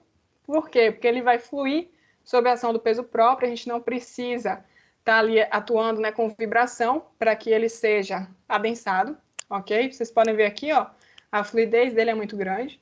Ele é ideal quando a gente tem justamente uma densidade de armadura muito grande, que a gente não vai conseguir vibrar o concreto adequadamente. Então, a gente utiliza esse tipo aí de concreto com essa trabalhabilidade. E aqui, ó, a utilização da rocha cariri. Claro que quando a gente vai produzir esses revestimentos, por exemplo, quando a gente faz os cortes dessas peças, o que acontece? Fica aquele resíduo, aquele pó, que não tem uma finalidade. E foi justamente o que a professora Williana testou aí, substituir a areia por esse resíduo. E quando ela fez essa análise, qual foi o resultado que ela obteve? Ela obteve, ó, melhores propriedades no estado fresco, melhor coesão e melhor fluidez na matriz, reduziu aí o desempenho, né, no estado endurecido, mas apresenta ainda uma viabilidade, uma proximidade, certo, com o valor da referência. Eu passo para vocês depois o estudo dela, se vocês quiserem dar uma olhada. E apesar dessa redução, gente, não chegou a danificar, certo? Não chegou a degradar tanto as propriedades mecânicas, ok? E aí, no final, ela conclui, certo, que o uso, substituir a areia por 10% da areia por esse resíduo, certo? Por esse resíduo da serragem da rocha cariri, é viável, certo? Então, vocês já encontram aí, né, um resíduo que pode realmente substituir um agregado, certo? E o resíduo de construção e demolição, famoso RCD. Bem, esse a gente falou no início da aula. A primeira imagem que eu coloquei foi essa aí. Então, a gente produz, gente, um teor de 2 a 3, o mundo produz aí de 2 a 3 bilhões de toneladas de entulho. E aí o grande desafio hoje tem sido substituir o agregado natural por um agregado reciclado, que é justamente utilizando aí esse resíduo de construção e demolição. Por que isso? promover um desenvolvimento sustentável, certo? Qual é o processo de reciclagem? Primeiro, seleciono os materiais que são de fato recicláveis dentro daquele resíduo, faço a trituração e faço a separação para uso. Aqui, ó, vocês têm a imagem de um concreto, vocês podem ver aqui claramente, ó, que o agregado, ele é um resíduo de construção e demolição. Então, você tem aqui, ó, um agregado que tem a parte de resíduo cerâmico, estão vendo aqui? Aqui deve ser resíduo de concreto, aqui é argamassa, certo? E aí a gente consegue, sim, substituir a brita por esse resíduo. E aqui, ó, essa segunda imagem, ela traz diversas granulometrias, ok? Tem normas já para isso, para a gente utilizar o agregado reciclado de resíduos sólidos da construção civil, a norma 15115, para a execução de camadas de pavimentação. A gente tem também para a utilização aí, né, os critérios para a utilização desse agregado em concreto sem função estrutural, que é a norma 15.116. E para ajudar a gente, a ABRECOM, que é a Associação Brasileira para a Reciclagem de Resíduos de Construção Civil e Demolição, fornece algumas informações interessantes sobre como, né, aproveitar esses resíduos, como separar, como atingir, alcançar aquelas normas. Então, se vocês entrarem, né, na página deles, eles têm cursos como esse aqui que eu postei, né, que vai ser aí 13 de agosto. Eles fornecem também materiais como esse, onde eles classificam, ó, quais materiais vão para a usina de reciclagem e quais não vão, quais não têm, de fato, nenhuma utilidade. Depois eu vou passar para vocês darem uma olhadinha melhor, certo? Aqui, segundo a CONAMA, e aqui, segundo a ABNT. Então, o que é que a gente aproveita? Aqui, ó, qualquer resíduo inerte, certo? Que tem ali, não tem ali nenhum material danoso, perigoso às nossas estruturas, ok? Aqui eu trouxe para vocês, ele é daqui da região de Cruz das Almas, lá na UFRB. O pessoal fez esse estudo, na verdade eles fizeram um levantamento bibliográfico, onde eles abordaram, ó, onde é utilizado concreto reciclado na aplicação aí de elementos estruturais.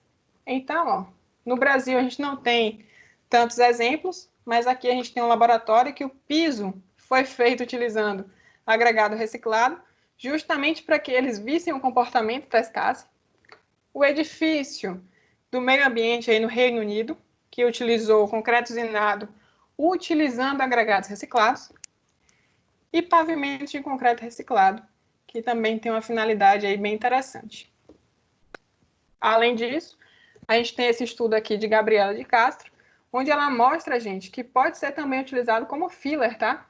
Ela trouxe esse estudo para a gente, de que, além de substituir o agregado, o resíduo de construção e demolição também poderia substituir uma parcela do cimento.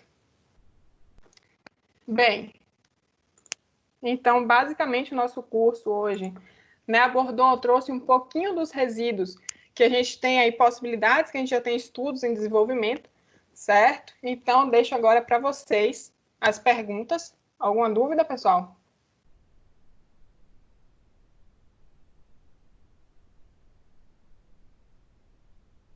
Vocês estão calados demais hoje. Alguma pergunta? No chat está tudo em silêncio também.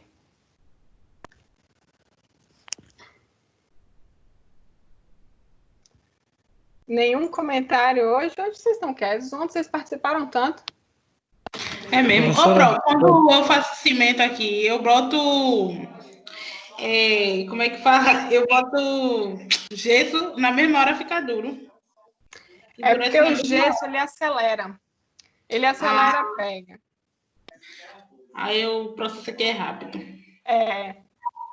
Agora, cuidado com os teores de gesso que você coloca. Por que, Pro? Porque você pode provocar algumas reações que não são adequadas ali na sua composição final. Principalmente a formação de atringita, porque você vai estar adicionando o sulfato, você vai estar aí acrescentando o potencial de formação dela.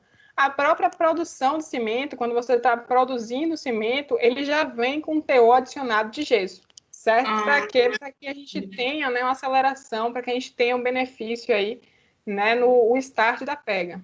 Mas aí pode adicionar, mas com cuidado. Entendi. Certo? Alguém mais ia perguntar alguma coisa? Ouvi uma voz. Professora, boa noite, Wanda. Quando Oi, você Ivan. estava falando aí, eu estava lembrando que eu sou da região Cacaueira, né, de próximo a Itabuna. E aí eu estava lembrando da casca, isso, da casca da semente, não a capinha da semente, a casca que envolve todo o fruto, que lá também fica todo, também joga lá nos lugares e aí apodrece. E aí não tem utilização nenhuma, né? E é muito, né? Acho que chega a ser até maior do que o tanto de semente. A casca deve ser maior do que o tanto de semente que tem em cada cabaça de cacau. Mas você Tem um nunca volume tentou muito fazer grande. essa relação, né? Tem um volume muito grande mesmo. Eles podem aproveitar, né? Quando esse estudo foi realizado, a primeira, né, estudante que começou com esse estudo, ela justamente visualizou, eu não lembro o nome da indústria que tem lá em Itabuna, na região, né, entre Itabuna e Ilhéus lá, que tem uma fábrica que trabalha com isso. E aí a fábrica alertou que tinha essa possibilidade, tinha a produção do resíduo que era muito grande, mas que não tinha utilização, que não tinha destinação final. E aí ela achou interessante e começou. Mas aí a gente sabe, né, que é muito desperdiçada essa casca. Sim. Lá tem, no caso das sementes, da casca da semente, tem da Nestlé mesmo, né? Que tem lá, tem uma fábrica. Aí eu sei que é muito grande o desperdício dessa. Que vai tudo. Eu nem sei para onde é que vai o descarte, mas eu sei que Eles tem. devem E encaminhar para algum cacau aterro e se perde. deve ser. Agora a casca do fruto mesmo, que eu não sei o que poderia fazer também. Mas eu acho que deve ser a mesma coisa, porque ele é forte, tão forte assim, quanto a casca da semente, então deve ter o mesmo. Ele deve ter composição É parecida. parecida, então talvez não deve servir também, não. Mas Mas é pra frente, quem interessante sabe. dar uma olhada. É, É tá bom, interessante porque às obrigado. vezes a gente acha que não tem potencial. Quando eu vi a Acha primeira que não vez, tem, é verdade. quando eu vi a primeira vez bagaço de cana de açúcar, eu falei, gente, não presta para nada. E é uma pozolana.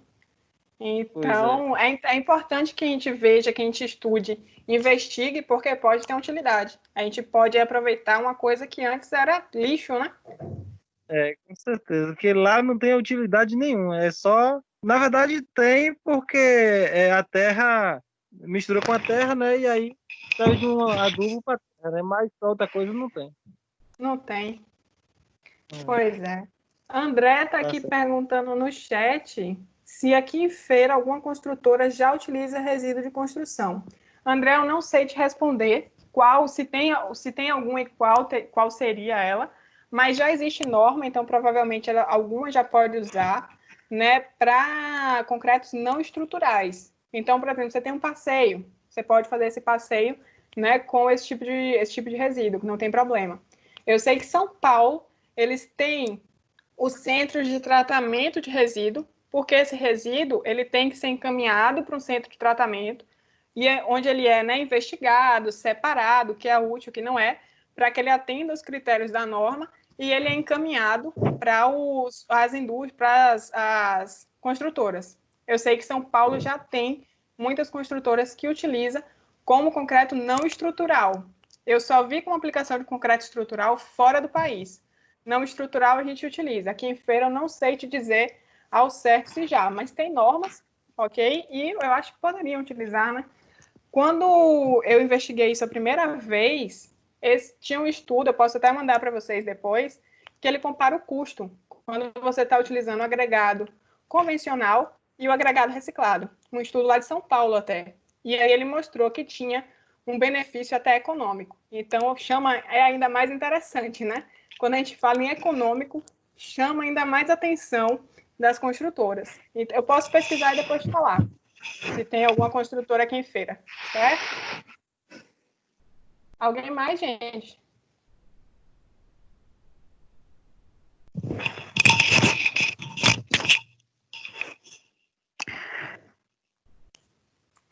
Tudo certinho? Ficou? Milena aqui disse que Milena Hungria, xará de Milena, diz que ficou claro, que não tem dúvidas. Alguém tem alguma coisa mais para acrescentar? Deixa eu ver aqui se no grupo alguém falou alguma coisa. Não, tudo certinho. Então, pessoal, eu vou deixar aqui o meu contato para vocês. A maioria de vocês já tem aí o meu contato, mas para quem não é aluno aí da instituição, está aqui o contato. Caso vocês tenham alguma dúvida, alguma pergunta, algum comentário que vocês queiram acrescentar à apresentação, certo? Tirando isso, a nossa apresentação, tá? A André está falando aqui. Sim, André, é uma iniciativa fundamental o processamento desses resíduos, porque a gente precisa, né, do tratamento. É muito mais fácil que a gente tenha uma usina que se responsabilize, né, por atender essa norma do que uma empresa individualmente abrir um outro setor só para esse aproveitamento. É sim é fundamental. Não só uma boa iniciativa, como é fundamental. Até para a gente ampliar, né, essa utilização do resíduo. Se você entrar no site aqui, deixa eu ver se eu coloquei o site deles. Eu acho que não. Aqui, mas se vocês pesquisarem, né, o Abrecum, vocês vão ver que eles fazem justamente cursos de capacitação justamente para esse tratamento. Certo? Para as usinas aí, para as empresas que trabalham com processamento do RCD. Ok? Mais alguma dúvida, gente? Ontem eu falei demais, hoje foi no horário.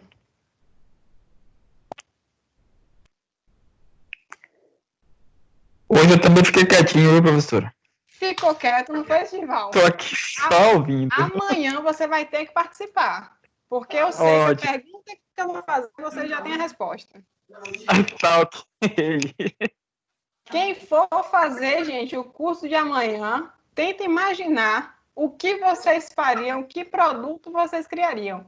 Sidival, eu já sei o que ele vai responder. Muito obrigada, André, pelo elogio. Espero aí que a gente trabalhe nos próximos semestres, certo?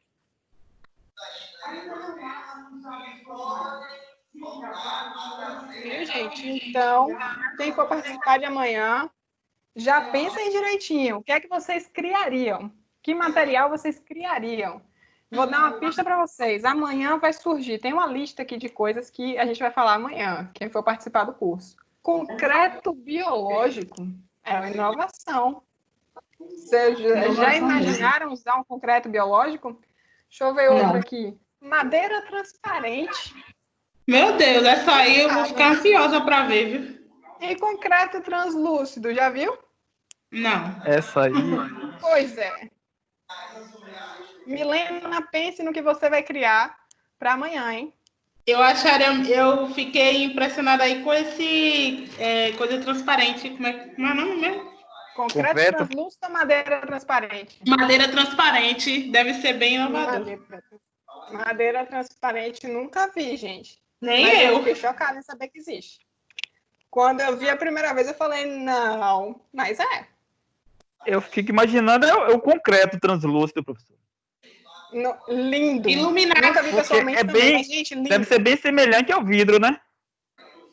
Materiais não com a mesma transparência, mas com as mesmas características.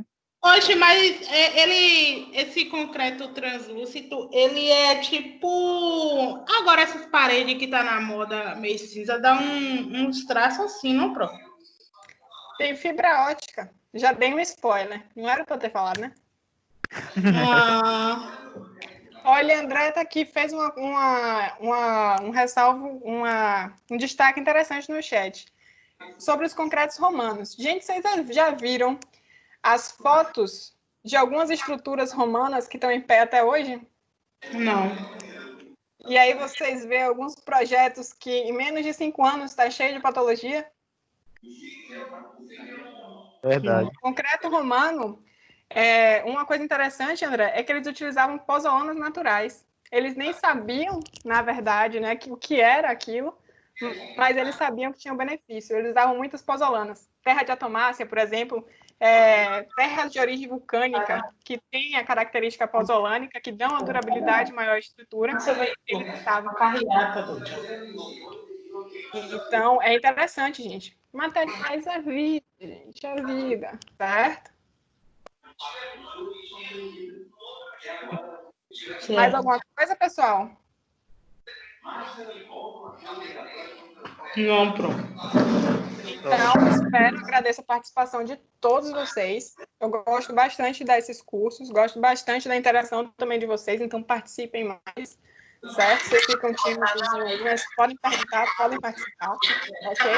E amanhã a gente continua, vocês vão enjoar da minha cara por semana, mas amanhã tem mais Camila aí para vocês, certo? Só que falando de inovação na área de materiais de construção. E eu vou puxar também um pouquinho para as técnicas construtivas, ok?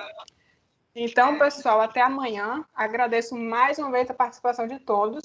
E meu contato está aí para quem quiser aí mandar alguma mensagem, tirar alguma dúvida, pode entrar em contato, ou pelo e-mail ou pelo WhatsApp. Certo? Boa noite. Valeu, gente. Boa noite. Tchau, gente. Boa noite. Até amanhã.